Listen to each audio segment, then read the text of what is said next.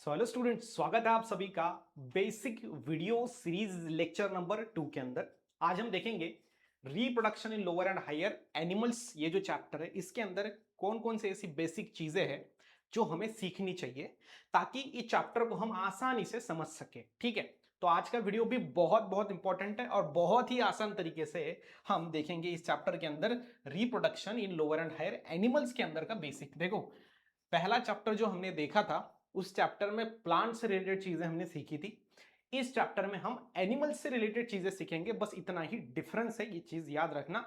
जिस तरीके से पहले चैप्टर के अंदर असेक्सुअल एंड सेक्सुअल ये दो टाइप से रिप्रोडक्शन के, सिमिलरली इस चैप्टर के अंदर भी आपको दो टाइप देखने को मिलेंगे, एक सेक्सुअल और दूसरा असेक्सुअल। चलो एक एक देखते हैं हम। अब जैसे ही आपको समझाऊं तो कोई भी चैप्टर जब आप शुरू करते हो तो पहले आसान चीजें पहले दी होती है, बाद में फिर हार्ड चीजें चालू होती है। आपके चैप्टर में भी शुरुआत में ही यहां पर आपको दिया गया है असेक्सुअल रिप्रोडक्शन का। ठीक है, असेक्सुअल रिप्रोडक्शन, उसके बाद फिर आपको सेक्सुअल रिप्रोडक्शन दिया गया है। राइट। अब असेक्सुअल रिप्रोडक्शन, री मतलब होता है रिपीट और प्रोडक्शन मतलब होता है फॉर्मेशन। तो जिस प्रोसेस में बार बार कोई चीज बनती है वो होता है रिप्रोडक्शन। और असेक्सुअल रिप्रोडक्शन यानी ऐसे टाइप का रिप्रोडक्शन जिसमें बेटा गैमेट्स इन्वॉल्व नहीं होते। क्या इन्वॉल्व नहीं होते? गैमेट्स इन्वॉल्व नहीं होते, ये चीज याद रखना है। तो यहां पर सिंपल चीज है कि दो लोगों का गैमेट इन्वॉल्व नहीं होगा या फिर दो प्लांट का गैमेट इन्वॉल्व नहीं होगा। तो जिससे क्या है कि एक ही पेरेंट से नया एनिमल बनना वाला है, एक ही पेरेंट से, एक ही इंसान से या फिर एक ही एनिमल से एक नया एनिमल बनने वाला है, तो उसमें वेरिएशन होगा क्या? नहीं। तो हमेशा याद रखना जो असेक्सुअल रिप्रोडक्शन होता है उसमें वेरिएशन नहीं आएगा, चेंज नहीं आएगा, क्योंकि वो एक ही एनिमल से बना है। जब दो एनिमल इन्वॉल्व होंगे इन द रिप्रोडक्शन प्रोसेस तो उसमें जो नया एनिमल बनेगा उसमें दोनों के 50-50% कैरेक्टर होंगे, मतलब एक नया एनिमल, एक वेरिएशन उसमें आपको देखने को मिलेगा। But in sexual reproduction, asexual में नहीं होता है। ठीक है। अब असेक्सुअल में दो टाइप है जो एनिमल में होते हैं, क्योंकि चैप्टर का नाम ही है reproduction in lower and higher animals. तो एनिमल में सबसे जो पहला टाइप है वो है बडिंग, और जो दूसरा टाइप है वो है गेम्यूल फॉर्मेशन। अब देखो, बडिंग नाम में ही है, जैसे कि हमने पहले चैप्टर में भी पढ़ा था। बडिंग यानी क्या, यहां पर आईएनजी जो है ये हटा दो और यहां पर आप देख सकते हो तो आपको देखने को मिल रहा है बर्ड। बर्ड मतलब क्या होता है? आउटग्रोथ होती है, कि जो मेन जो अपना एनिमल होता है उसके ऊपर आती है आउटग्रोथ। जैसे ये एनिमल अच्छे से अपनी जिंदगी को जी रहा था, बट एक छोटा सा बर्ड, एक आउटग्रोथ वहां पर आया, धीरे धीरे वो बर्ड बड़ा हुआ और कुछ समय के बाद वो अपने मेन जो पेरेंट बॉडी है उससे अलग हो गया। और इस तरीके से यहाँ पर ये एक और ये दो, दो एनिमल बन गए एक एनिमल से। इसी प्रोसेस को बोलते हैं रिप्रोडक्शन। बट ये बर्ड तैयार होके हुआ है, इसलिए बर्डिंग। दूसरा है गेम्यूल फॉर्मेशन। अब देखो, गेम्यूल क्या है? जैसे कि ये ऑर्गेनिज्म है हमारा, एक ही ऑर्गेनिज्म था, बट कुछ समय के बाद कुछ ऐसे अनफेवरेबल कंडीशन आए, एनवायरमेंट ऐसा बना कि यहाँ पर एक एनिमल के अंदर बहुत सारे गेम्यूल्स तैयार होंगे। क्या होंगे? गेम्यूल्स तैयार होंगे, अच्छे से समझना आप। और ये जो गेम्यूल्स है, ये आगे चल के क्या करेगा? एक नया नया एनिमल बनाएगा। ठीक है, नया एनिमल यहां से बन जाएगा। क्या बात समझ में आ रही है? बिल्कुल सर। तो वो होता है गेम्यूल फॉर्मेशन। अब दोनों में डिफरेंस क्या है ये थोड़ा समझ लो, मैं आपको बता रहा हूं। ठीक है, दोनों में डिफरेंस एक है कि जो बडिंग होता है ये आउट ग्रोथ होती है, मतलब बॉडी के बाहर आने वाली ग्रोथ। ठीक है, वो बडिंग। और जो आपका गेम्यूल फॉर्मेशन होता है वो इंटरनल बड होता है, ऐसा बड जो बॉडी के अंदर फॉर्म हो रहा है। और बडिंग के अंदर जो बड बनेगा बेटा वो बॉडी के बाहर बनेगा, बस इतना ही डिफरेंस याद रखना। चलो, दूसरा हम देखेंगे अभी सेक्सुअल रिप्रोडक्शन, है ना। इस चैप्टर में सेक्सुअल रिप्रोडक्शन का एक 80% कंट्रीब्यूशन है, मतलब बड़ा एक पोर्शन दिया गया है जिसमें सेक्सुअल रिप्रोडक्शन आपको पता है गैमेट्स इन्वॉल्व होंगे। ठीक है, तो पहली चीज तो मैं यहां पे लिख देता हूं कि गैमेट्स यहां पर इन्वॉल्व है। यहाँ पे जो पेरेंट है वो कितने हैं? दो पेरेंट है। एक ही पेरेंट होगा क्या? नहीं, दो पेरेंट इन्वॉल्व है, यानी कि इसके अंदर वेरिएशन आएगा। वेरिएशन मतलब चेंजेस आएंगे, एक नया जो एनिमल बनेगा उसमें बदलाव आएंगे। और बदलाव ही आगे चल के क्या होता है? ये वेरिएशन से ही आगे चल के बेटा क्या होता है? इवोल्यूशन होता है, मतलब क्रांति होती है, उत्क्रांति होती है स्पीसीज के अंदर।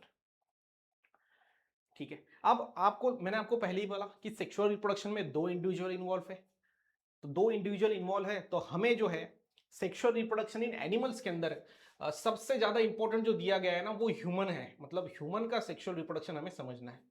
अब आपको पता है ह्यूमंस के अंदर सेक्सुअल रिप्रोडक्शन अगर जानना है समझना है तो 2 लोगों को समझना पड़ेगा, राइट? एक मेल और दूसरा फीमेल, ठीक है।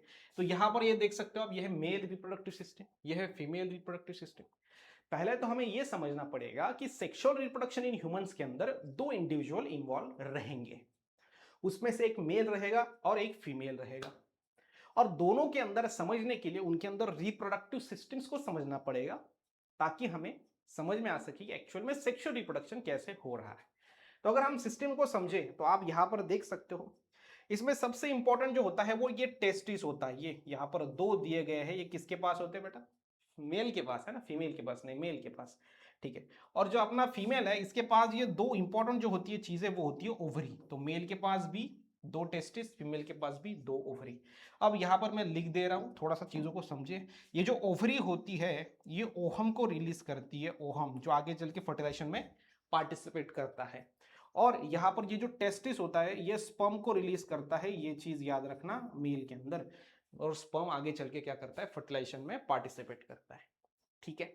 तो स्पर्म एंड ओहम फ्यूज होके फिर बाद में फर्टिलाइजेशन होके जाइगोट बनता है, जाइगोट का फीटस, और फीटस का एक न्यूबॉर्न यहां पर तैयार हो जाता है, ठीक है। Yes sir. उसके बाद अगर हम बात करें टेस्टिस एंड ओहम की, है ना, ओवरी याद रखना। अब ओहम जो है वो बनता है किसके अंदर? ओवरी के अंदर। ये इसको नाम हम देंगे ओवरी। चलो थोड़ा सा अलग यहां पर हम लिखते हैं कि इसको हम क्या बोल सकते हैं? ओवरी, है ना। क्या बोलेंगे इसको? ओवरी बोलेंगे, ठीक है। ओवरी के अंदर क्या बनता है? ओहम बनता है। और यहां पर ये जो दिख रहा है आपको, ये यहाँ पे टेस्टिस है, ऑलरेडी नाम लिखा हुआ है, देख सकते हो, ठीक है, ये टेस्टिस। अब उसके बाद ये हो गए प्राइमरी सेक्स ऑर्गन इन, यहां पर आपका मेल में एंड इन फीमेल, दोनों के अंदर भी अच्छे से समझना है प्राइमरी सेक्स ऑर्गन कौन है, ठीक है। आपका यहां पर अगर हम बात करें मेल में टेस्टिस और फीमेल में क्या हो जाएगा? ओवरी हो जाएगा, ठीक है। अब यहां पर थोड़ा और समझिए चीजों को कि और इसमें क्या क्या इंपॉर्टेंट है, क्या क्या जरूरी है जो हमें समझना है। देखो ये है आपका पीनिस मेल का, ठीक है। ये मेल का पेनिस है, मतलब यहां पर स्पर्म बनेंगे और धीरे धीरे फिर स्पर्म यहां से आके, ठीक है, ये जो है ये स्पर्म इधर से ही आया, और उसके बाद यहां पर ग्लैंड्स है। एक है पहला प्रोस्टेट ग्लैंड, ग्लैंड मतलब ग्रंथि जो अपने लिक्विड को उसमें रिलीज करेंगे, हार्मोन को रिलीज करेंगे। एक प्रोस्टेट ग्लैंड, एक bulbourethral gland and seminal vesicle gland, ये 3 ग्लैंड क्या करेंगे? इस स्पर्म के अंदर अपना अपना लिक्विड भी डाल देंगे, और बाद में ये जो पेनिस है उससे जो बाहर रिलीज होगा वो सीमेन होगा। और इसको सीमेन क्यों कहते हैं? क्योंकि इसके साथ एक तो स्पर्म है और बाकी के ये पहला, ये दूसरा और ये तीसरा, 3 ग्लैंड्स के सीक्रेशन भी उसके अंदर है, इसलिए उसको सीमेन कहते हैं। सीमेन में ओनली स्पर्म नहीं होता, along with that other gland के सीक्रेशन भी होते हैं। अब ये जो सीक्रेशन है ये बहुत इंपॉर्टेंट होते हैं, जो कि मेन डिटेल लेक्चर में हम पढ़ेंगे। सिर्फ यहाँ पर बेसिक चीजें का आपको समझना है कि प्रोसेस एक्चुअल में कैसे होती है, ठीक है, बराबर। उसके बाद अगर हम फीमेल की बात करें तो फीमेल के अंदर जो मेंस्ट्रुअल साइकिल है उसमें आपको समझना है कि अगर मेंस्ट्रुअल साइकिल में ये जो ओवरी है ये ओहम रिलीज करती है, अगली मेंस्ट्रुअल साइकिल में ये ओवरी ओहम रिलीज करती है, उसके बाद ये ओवरी, तो अल्टरनेट चलता रहता है ना। उसके बाद यहाँ पर सबसे नीचे जो होगा उसे बोलेंगे वजाइना, ठीक है।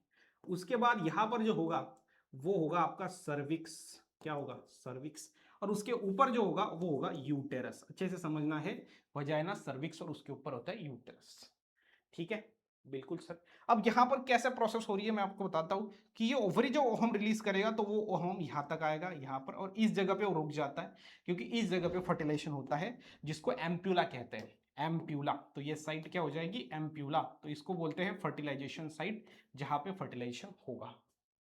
क्या बात समझ में आ रही है? बिल्कुल सर। तो यहां से फिर स्पर्म आएगा ना, बराबर कि नहीं? सेक्सुअल इंटरकोर्स के दरमियान वजाना से यहाँ पर स्पर्म आ जाएगा, और ये जो स्पर्म है आगे चल के धीरे धीरे यहाँ पर इसके साथ फर्टिलाइज हो जाएगा। अब स्पर्म राइट जाएगा कि लेफ्ट जाएगा, कैसे डिसाइड होगा? कौन से ओवरी ने ओहम को रिलीज किया है? अगर इसने किया तो इधर जाएगा, उसने किया तो उधर जाएगा। समझ में आ रहा है? यस। तो ये होता है, और बाद में फर्टिलाइजेशन होता है, फर्टिलाइजेशन के बाद वहां पर आगे की प्रोसेस होती है जो हम धीरे धीरे देखेंगे। चलो, अब ये तो एक इंपॉर्टेंट बेसिक सा स्ट्रक्चर मैंने आपको समझा दिया। अब समझाते हैं एक इंपॉर्टेंट प्रोसेस, वो है स्पर्मेटोजेनेसिस और oogenesis। मैंने पहले ही बोला आपको, जेनेसिस मतलब होता है फॉर्मेशन, यहां पर भी है जेनेसिस, ठीक है। तो जिस प्रोसेस के अंदर स्पर्म का फॉर्मेशन होता है, स्पर्म का फॉर्मेशन होता है, उस प्रोसेस को क्या कहेंगे हम, स्पर्मेटोजेनेसिस।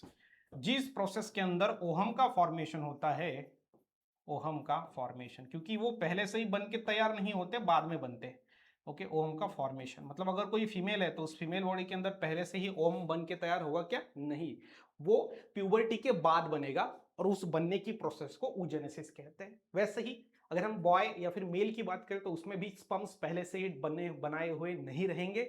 पहले तो उसकी ग्रोथ होगी, प्यूबर्टी होगी, प्यूबर्टी में जब आएगा अडल्ट बनेगा, बाद में वहां पे स्पर्म रिलीज होंगे, तो उसे स्पर्मेटोजेनेसिस कहते हैं, ठीक है। अब यहां पर याद रखना स्पर्मेटोजेनेसिस जो है कैसे होता है, तो ये अपना टेस्टिस है, सबसे इंपॉर्टेंट मैंने आपको बोला टेस्टिस। और टेस्टिस के अंदर ये जो लेयर होती है, ये होती है जर्मिनल इपिथेलियम, हमेशा याद रखना। तो ये जो जर्मिनल इपिथेलियम है टेस्टिस की, उसमें क्या होता है, स्पर्मेटोजेनेसिस होता है, यानी स्पर्म प्रोड्यूस होते हैं उस टेस्टिस के जर्मिनल इपिथेलियम से। अब यहाँ पर मैंने 2 टेस्टिस निकाल दिए हैं, इसलिए इसका भी जर्मिनल इपिथेलियम मैं बताता हूँ, यहाँ पे होता है, इधर से वो बनते हैं।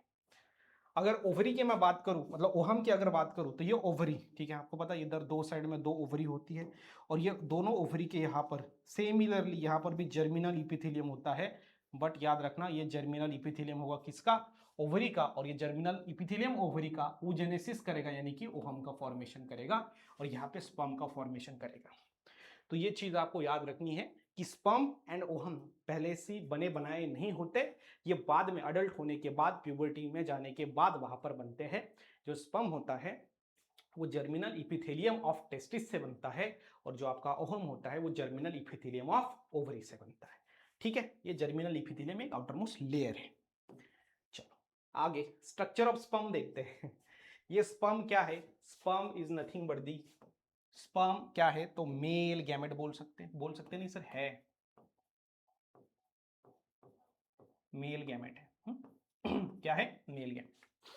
तो अगर मेल गैमेट का स्ट्रक्चर की बात करें तो ये होता है हेड, ये होता है आपका मिडल पीस स्पर्म का, और ये होता है टेल। तो 3 चीजों के अंदर ये होता है। अब टेल जो है वो मोशन करने के लिए इंपॉर्टेंट है, जिसको बोलते हैं लोकोमोशन, मोशन यानी कि लोकोमोशन, बायो में उसको लोकोमोशन कहते हैं। मतलब ये टेल जो हिलाएगा जिससे स्पर्म्स आगे बढ़ता जाएगा, ठीक है। अगर स्पर्म नहीं होता, मतलब टेल नहीं होता, तो स्पर्म मूवमेंट नहीं कर सकता था। तो हमेशा याद रखना 3 चीजें हैं इंपॉर्टेंट, याद रखनी है हर एक पार्ट के बारे में, कि ये जो पार्ट होता है ये ब्रेक डाउन करने के लिए होता है, हेड जो है ना वो ब्रेक करने के लिए, ठीक है, क्या करने के लिए, ब्रेक। क्योंकि यहाँ पर गोला बारूद होता है ये इसके हेड में, इसको अक्रोजम कहते हैं, क्योंकि जब वो ओहम के कांटेक्ट में जाएगा तो ओहम की लेयर को ब्रेक करना पड़ेगा, तो हेड ब्रेक का काम करता है।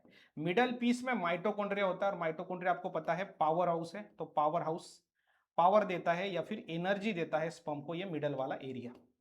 और उसके बाद जो टेल होता है वो मोशन करने के लिए मदद करता है। तो तीनों चीजें याद रखना है, हेड मदद करता है तोड़ने को, किसको तोड़ने को, ओहम की लेयर को तोड़ने को। जो आपका मिडल पीस है वो मदद करता है एनर्जी को, क्योंकि उसमें माइटोकॉन्ड्रिया है। और जो टेल होता है वो मदद करते हैं बेटा लोकोमोशन में, यानी मूवमेंट में मदद करते हैं, ठीक है। ये हो गया आपका मेल गैमेट।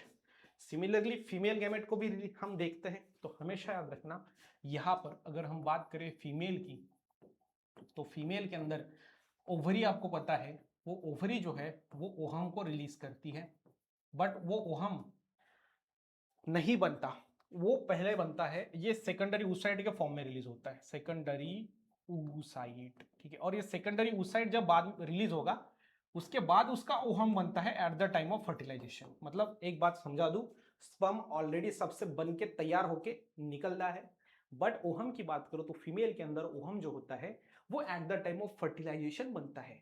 आप बोलोगे फिर सर मेंस्ट्रुअल साइकिल में जो रिलीज होता है वो क्या है, तो वो है बेटा सेकेंडरी oocyte। तो ये सेकेंडरी oocyte होता है। मतलब सिंपल बात, जैसे फॉर एग्जांपल किसी होटल में आप गए हो और वो होटल वाला गरम गरम गरम खाना देता है, एकदम गरम गरम खाना, तो आप क्या करोगे, उधर जाके बोलोगे खाना दो, तो वो खाना देगा क्या, नहीं। पहले क्या होगा, जैसे पकोड़े वो देता है गरम पकोड़े, तो पहले बेसन में सब भिगो के सब तैयार होगा, तो वो वाला स्ट्रक्चर अलग है, जब आप जाओगे तब पकोड़े बनेंगे। सिमिलरली फर्टिलाइजेशन के टाइम पे ओहम बनता है, उसके पहले वो सेकेंडरी oocyte के फॉर्म में ही होता है। मतलब ये कहना गलत है कि मेंस्ट्रुअल साइकिल में ओहम रिलीज होता है, नहीं, मेंस्ट्रुअल साइकिल में सेकेंडरी oocyte रिलीज होता है। और ओहम कब बनता है? जब स्पर्म आएगा फीमेल बॉडी के अंदर, जब स्पर्म आएगा at the time of fertilization बनेगा। तो सेकेंडरी oocyte वो वाला स्ट्रक्चर है जो कि ओहम बनने से पहले वाली स्टेज। ठीक है, तो ये आप देख सकते हो यहाँ पर, ये कोरोना रेडिएटा एक लेयर है, आउटर लेयर। उसके बाद ये आपका जर्मिनल वेसिकल है, न्यूक्लियस है ना, और इसके अंदर जो लिक्विड होता है वो होता है ooplasm. Germinal vesicle is nothing but the nucleus, यहाँ पर न्यूक्लियस की तरह ये काम करेगा। ठीक है, चलो डन। अब ये समझ में आ गया आपको सेकेंडरी oocyte जो कि फीमेल गैमेट है, जो सेकेंडरी oocyte आगे चल के at the time of fertilization क्या बनने वाला है? ओहम बनने वाला है। चलो फर्टिलाइजेशन समझते हैं। फर्टिलाइजेशन, फर्टिलाइजेशन इसको ही बोलते हैं syngamy. Fertilization is also known as syngamy. Fertilization की बात अगर हम करें तो सिंपल है, इसमें प्रोसेस है fusion of haploid male gamete. हमेशा याद रखना ये वर्ड बहुत इंपॉर्टेंट है, haploid male gamete and female gamete. Female gamete भी कैसा होता है? हेप्लॉइड होता है। जैसे कि अगर हम बात करें मेल गैमेट के साथ फ्यूज होगा कौन? Female gamete. ठीक है, अब यहां पर हम ऐसे लिख सकते हैं ना कि आपका जो मेल गैमेट होगा वो होगा स्पर्म, और जो फीमेल गैमेट होगा वो होगा ओहम। और दोनों के दोनों कैसे? हेप्लॉइड है। हेप्लॉइड मतलब हाफ सेट ऑफ क्रोमोसोम, मतलब दोनों में भी 23 नंबर ऑफ क्रोमोसोम रहेंगे कि नहीं रहेंगे? हाँ सर, दोनों जब फ्यूज हो जाएंगे, जब फर्टिलाइजेशन होगा तो उसमें क्या बनेगा? जाइगोट बनेगा। और जो जाइगोट होगा वो डिप्लॉइड होगा, उसमें 46 नंबर ऑफ क्रोमोसोम रहेंगे। ठीक है, क्योंकि दोनों का फ्यूजन होके बना है, बराबर है कि नहीं?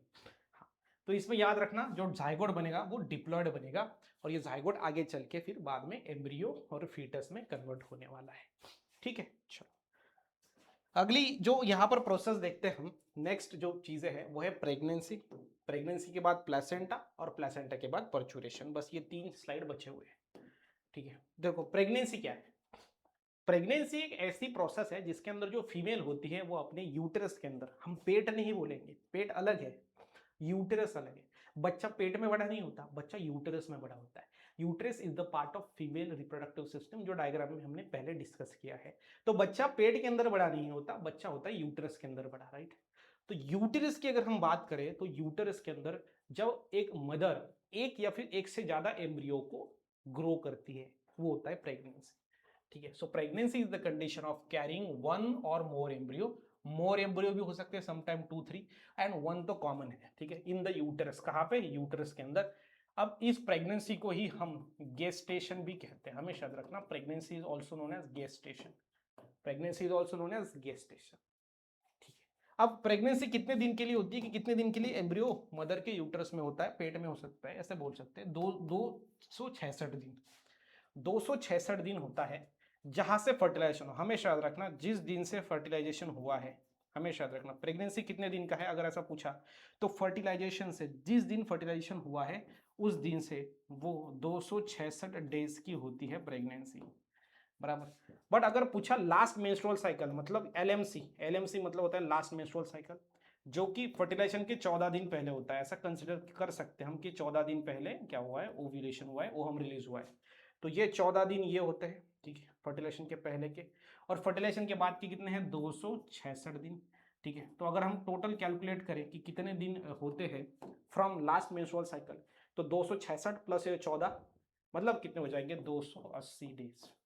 280 दिन होते हैं after last menstrual cycle, and after fertilization बोला तो 266 दिन होते हैं। ठीक है, तो ये प्रेगनेंसी के अच्छे से आपको चीजों को समझना है कि प्रेगनेंसी जो है कितने दिन का टाइम पीरियड है? 266 दिन फ्रॉम फर्टिलाइजेशन एंड 280 दिन फ्रॉम लास्ट मेंस्ट्रुअल साइकिल। ये आप देख सकते हो, ये यूटेरस है और इसके अंदर ये बच्चा है, और ये जो आप देख रहे हो ना ये पर्पल कलर में, ये प्लेसेंटा होता है, जो हम आगे देखेंगे। ठीक है, देखो प्लेसेंटा क्या है, व्हाट इज प्लेसेंटा? तो प्लेसेंटा है ना, एक कनेक्शन है, हमेशा याद रखना, और ये टेम्पररी है। ठीक है, so it is a temporary connection between mother and foetus. ठीक है, तो मदर एंड फीटस के बीच में जो टेम्पररी कनेक्शन होता है वो होता है प्लेसेंटा। अब टेम्पररी क्यों? क्योंकि ये आफ्टर आफ्टर परचुरेशन, ठीक है, आफ्टर डिलीवरी बोल सकते हैं, परचुरेशन भी बोल सकते हैं। परचुरेशन में हम बायोलॉजिकली उसको परचुरेशन कहते हैं। आफ्टर परचुरेशन ये क्या हो जाएगा? रिमूव हो जाएगा, ठीक है, या फिर इसको बोल सकते हैं expelled out, expelled out from body. तो बॉडी के बाहर वो चला जाएगा आफ्टर आफ्टर परचुरेशन। मतलब बेबी बॉडी के बाहर आ गया तो प्लेसेंटा भी आ जाएगा, क्योंकि प्लेसेंटा ना ये क्या करता है, मदर को और फिटस को जोड़ के रखता है। अगर फिटस बॉडी के अंदर है मदर का तब तक ही रहेगा, अगर फिटस बॉडी के बाहर चला गया तो ये टूट जाएगा, ठीक है, उसका कुछ काम ही नहीं है वहां पे। फिर क्या बात समझ में आ रही है? बिल्कुल सर। तो ये आप देख सकते हो, मैं आपको थोड़ा प्लेसेंटा हाईलाइट करके दिखाता हूँ ताकि कंफ्यूजन ना हो। तो ये देखो, ये वाला जो है आपको दिखा गया है, यस सर,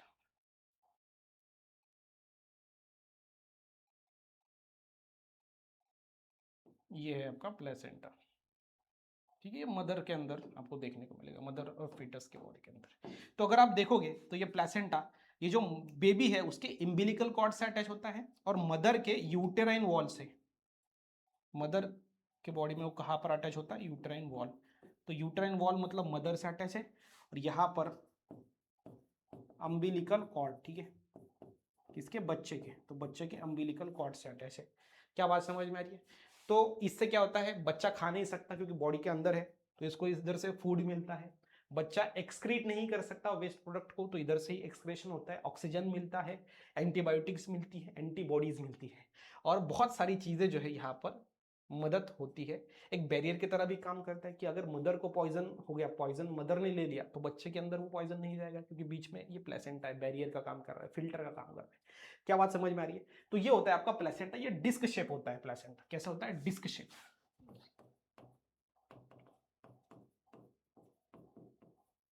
ठीक है, चलो चलो अभी लास्ट यहां पर आज के इस बेसिक लेक्चर के अंदर लास्ट जो स्लाइड है वो है परचुरेशन। परचुरेशन क्या है? परचुरेशन मैंने बोला कि जिस प्रोसेस में बेबी जो है बाहर आता है मदर बॉडी से, मतलब एक सिंपल भाषा में बोला तो giving birth to baby, baby को बर्थ देने की प्रोसेस है परचुरेशन, ठीक है, यस सर। और ये आप देख सकते हो यहाँ पर मदर के बॉडी के अंदर वो है यूटरस। तो पहले सिर बाहर आता है, तो धीरे धीरे जब सिर बाहर आ गया उसके बाद धीरे धीरे वो पूरा बाहर आ जाएगा। फिर जो बचा हुआ पार्ट है that is nothing but the placenta, मैंने अभी अभी आपको बोला। तो ये जो प्लेसेंटा है ये भी बाद में बाहर आ जाएगा। तो 3 स्टेज होती है परचुरेशन में, 3 स्टेज होती है। पहली स्टेज जो होती है वो होती है डायलेशन, मतलब मदर की बॉडी पूरी तरीके से रिलैक्स डायलेट हो जाती है, क्योंकि उधर से भी बच्चा बाहर आने वाला है, तो बॉडी को, मसल्स को, ऑर्गन्स को रिलैक्स्ड होना पड़ेगा, डायलेशन। उसके बाद जो दूसरी स्टेज होती है वो होती है एक्सपल्शन। तो एक्सपल्शन में क्या होता है, बेबी धीरे धीरे बाहर आने लगता है, देखो सिर जो है इसका बाहर आ रहा है, एक्सपल्शन स्टेज। और तीसरी जो स्टेज होती है वो दिया गया है आफ्टर बर्थ आपके बुक में। आफ्टर बर्थ मतलब बर्थ होने के बाद फिर प्लेसेंटा बाहर जाना, मतलब आफ्टर बर्थ, ये आपका तीसरा स्टेज है, ठीक है।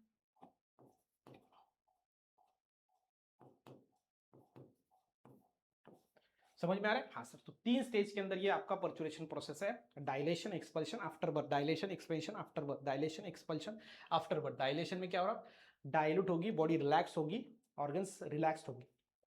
एक्सपल्शन में बेबी बाहर आने लगेगा, और आफ्टर बर्थ में प्लेसेंटा निकल जाएगा बॉडी के बाहर। किसके बॉडी के बाहर? मदर के बॉडी के बाहर, क्योंकि प्लेसेंटा दोनों के बीच में कनेक्शन था। अब बच्चा अंदर नहीं है तो फिर खाना किसको देंगे, या फिर किसका एक्सक्रीटरी प्रोडक्ट रिमूव करेंगे, कोई काम की आवश्यकता नहीं है, तो वो बाहर रिलीज हो जाता है, ठीक है। आई होप आपको समझ में आ गया है बेसिक चैप्टर नंबर 2 का। अगर वीडियो पसंद है तो वीडियो को लाइक करिए, चैनल को सब्सक्राइब कर दिए। साथ ही साथ इसकी जो पीडीएफ है, मतलब ये जो लेक्चर लिया हमने, इसकी जो पीडीएफ है ये आपको महाटॉपर्स ऐप के ऊपर देखने को मिलेगी। महाटॉपर्स ऐप की जो लिंक है वो डिस्क्रिप्शन में दी है। All the best for your 2027 and upcoming exams.